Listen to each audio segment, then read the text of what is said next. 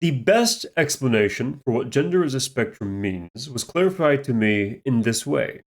There are many different kinds of men in this world, just as there are many different kinds of women in this world. As there are many people who do not reproduce the traditional gender tropes from either camp.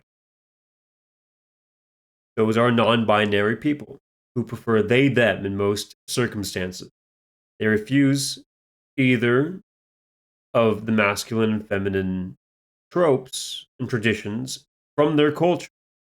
That culture could be anything from American to vaguely European, Slavic, Japanese. Not every culture shares the same exact masculine and feminine virtues and vices.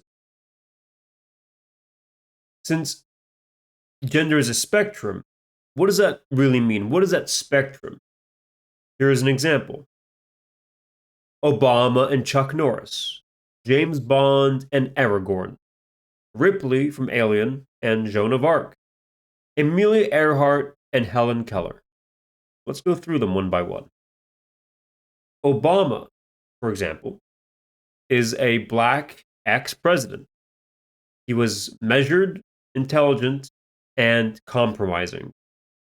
Chuck Norris, on the other side, was an actor and who was turned into a meme which represented atomic indomitability. James Bond and Aragorn from Lord of the Rings and James Bond. They are, of course, another set of two different kinds of men, similar but very different. James Bond is a cold, calculating, passionate, and reserved gentleman spy. He is a projected fantasy of the modern Western man.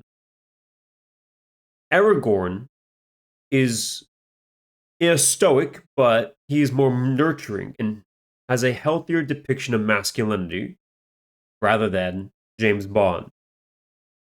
Ripley from Alien and Joan of Arc. Ripley is a self reliant woman who fended for herself and manages to survive. Joan of Arc is the national spirit of France. And then there is Amelia Earhart and Helen Keller. I wouldn't trust Helen Keller in the cockpit of a 747. It's not because she's a woman, it's because she never learned to fly a plane.